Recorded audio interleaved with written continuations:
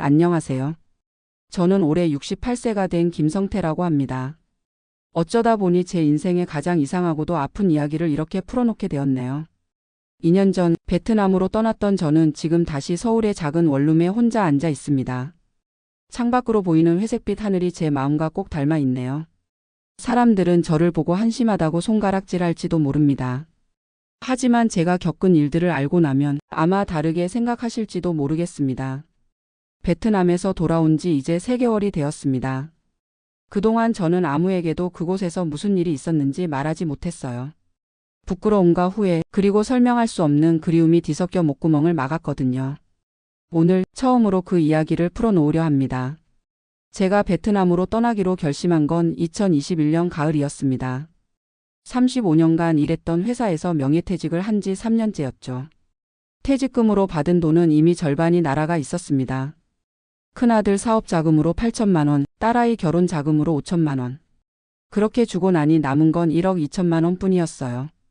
서울 외곽의 작은 빌라에서 혼자 살고 있었습니다. 아내는 5년 전 위암으로 세상을 떠났고 자식들은 각자의 삶이 바빠 명절에나 겨우 얼굴을 비췄죠. 국민연금으로 나오는 돈은 월 117만 원. 생활하기엔 부족했고 노인 일자리 사업에 지원했지만 번번이 떨어졌습니다. 아버지, 뭐하러 그런데 지원하세요? 그냥 집에서 쉬시면서 취미생활이나 하세요. 큰아들의 말이 가슴에 비수처럼 꽂혔습니다. 취미생활?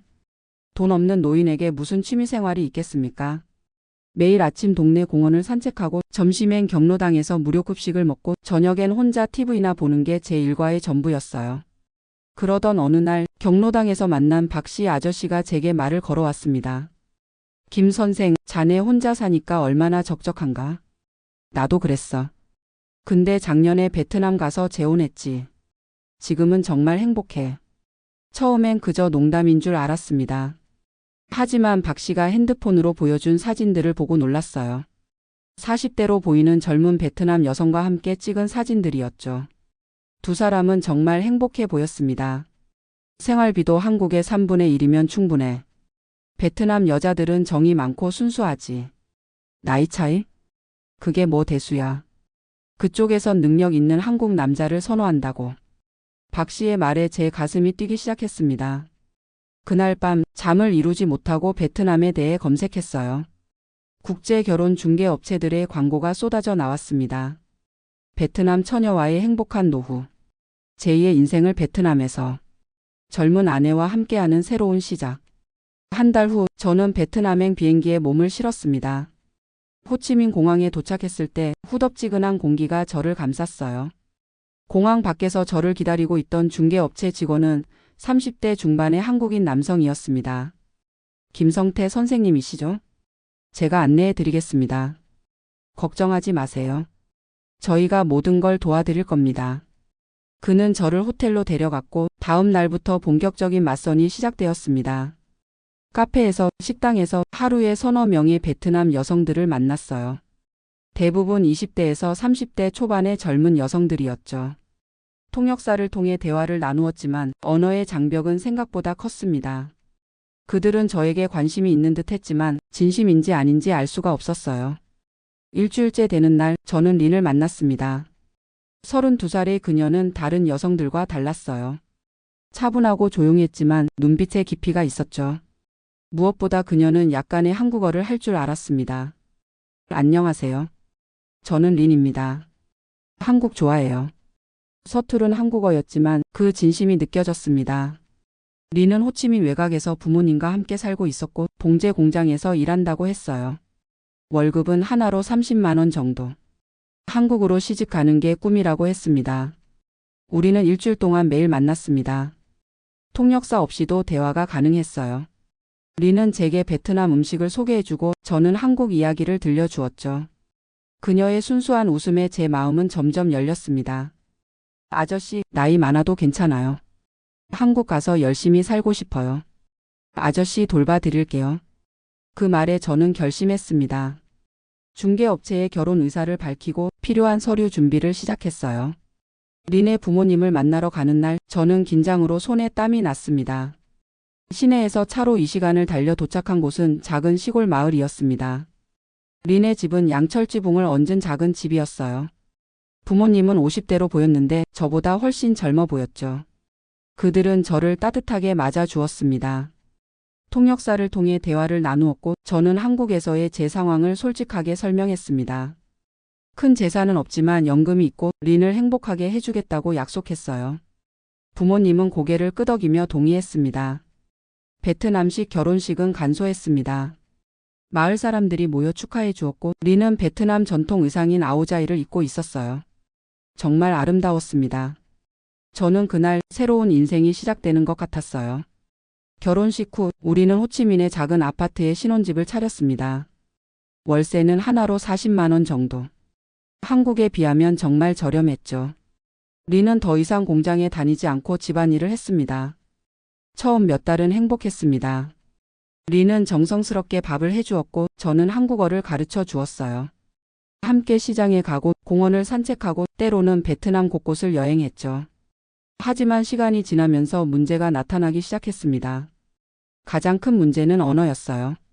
일상적인 대화는 가능했지만 깊이 있는 소통은 어려웠습니다. 제가 아프거나 우울할 때 린에게 제 마음을 전하기가 힘들었어요. 린도 변하기 시작했습니다. 처음엔 알뜰하게 살림했지만 점점 돈을 요구하는 일이 많아졌어요. 친정 부모님이 아프다며 병원비를 보태달라고 하고 남동생이 사업을 한다며 투자금을 요구했죠. 아저씨, 우리 가족도 이제 아저씨 가족이에요. 도와주세요. 저는 거절하기 힘들었습니다. 한 달에 100만 원이던 생활비가 200만 원, 300만 원으로 늘어났어요. 제 통장 잔고는 빠르게 줄어들었습니다. 더 큰 문제는 린의 행동이었습니다. 그녀는 점점 늦게 귀가했고 핸드폰을 항상 들고 다니며 누군가와 계속 메시지를 주고받았어요. 제가 물어보면 친구라고만 했죠. 어느 날 린이 외출한 사이 우연히 그녀의 핸드폰을 보게 되었습니다. 베트남어로 된 메시지들이었지만 사진을 보고 충격을 받았어요. 젊은 베트남 남자와 함께 찍은 사진들이었습니다. 다정하게 어깨를 기댄 모습, 손을 잡고 있는 모습. 그날 밤 린에게 물었습니다. 이 남자는 누구야? 린은 당황하지 않고 대답했어요. 사촌 오빠예요. 걱정하지 마세요. 하지만 저는 알 수 있었습니다. 그녀의 눈빛이 흔들리고 있다는 것을요. 그 후로 우리 사이는 급격히 나빠졌습니다. 대화는 줄어들었고 린은 더욱 자주 외출했어요. 결정적인 사건은 결혼 1년 6개월째 일어났습니다. 린이 임신했다고 말했어요. 저는 기뻤습니다. 나이는 많지만 다시 아빠가 될 수 있다는 생각에 가슴이 뛰었죠. 하지만 기쁨도 잠시 의심이 들기 시작했습니다.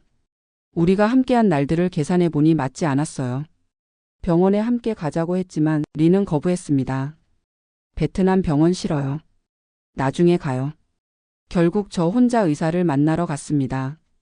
제 나이와 건강 상태를 설명하고 검사를 받았어요. 일주일 후 나온 결과는 충격적이었습니다. 제가 아이를 가질 가능성은 극히 낮다는 것이었죠. 집으로 돌아와 린과 마주했습니다. 진실을 말해줘. 이 아이는 누구 아이야? 린은 처음엔 부인했지만 결국 눈물을 흘리며 고백했습니다. 미안해요. 첫사랑이었어요.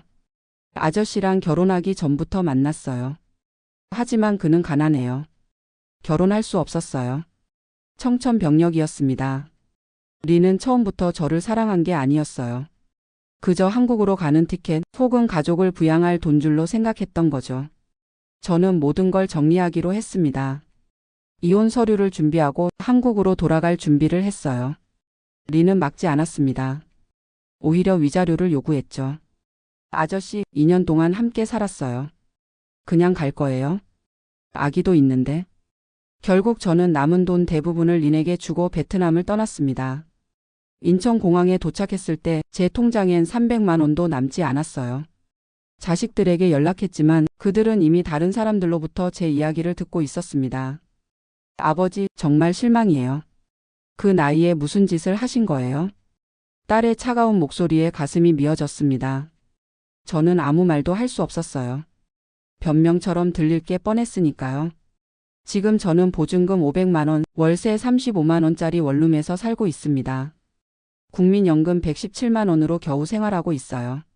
일자리를 구하려 해도 나이 때문에 쉽지 않습니다. 가끔 베트남에서의 일들이 꿈처럼 느껴집니다. 린과 함께했던 행복했던 순간들, 그녀의 배신, 모든 게 한편의 드라마 같아요. 하지만 가장 아픈 건 따로 있습니다. 어쩌면 저도 처음부터 알고 있었는지도 모른다는 생각이에요. 젊은 여자가 늙은 저를 진심으로 사랑할 리 없다는 것을. 그저 외로움에 눈을 감았던 건 아닐까요? 어제 우연히 린의 SNS를 봤습니다. 그녀는 아이를 낳았고 젊은 남자와 함께 웃고 있었어요. 아마 그가 진짜 아이 아빠겠죠. 이상하게도 미움보다는 안타까움이 들었습니다. 이제 저는 새로운 삶을 준비하고 있습니다. 동네 복지관에서 컴퓨터를 배우기 시작했고 공원에서 만난 어르신들과 친구가 되었어요. 돈은 없지만 마음은 조금씩 평안해지고 있습니다. 누군가는 제게 바보 같다고 할 겁니다. 뻔한 함정에 빠진 늙은이라고요. 하지만 저는 그 시간들을 완전히 후회하지는 않습니다. 적어도 잠시나마 다시 사랑받는 기분을 느껴봤으니까요. 인생의 황혼기에 치른 값비싼 수업료였다고 생각합니다. 진짜 사랑은 나이나 돈이 아니라 서로를 이해하고 존중하는 마음에서 나온다는 것을요. 이제라도 그걸 깨달은 게 다행인지도 모릅니다. 혹시 저처럼 외로움에 지쳐 해외로 눈을 돌리는 분들이 계신다면 한 번 더 생각해 보시길 바랍니다. 사랑은 어디에나 있지만 진실한 사랑은 그리 쉽게 찾을 수 없으니까요. 지금 저는 작은 원룸 창가에 앉아 이 글을 쓰고 있습니다. 바깥엔 봄비가 내리고 있어요.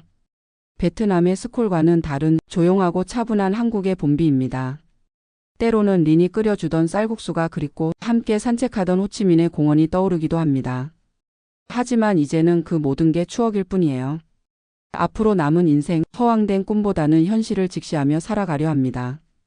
작은 것에 감사하고 주어진 하루하루를 소중히 여기면서요. 이것이 제가 2년 만에 돌아와 털어놓는 진실입니다. 부끄럽고 초라하지만 누군가에게는 조금이나마 도움이 되었으면 좋겠습니다. 감사합니다.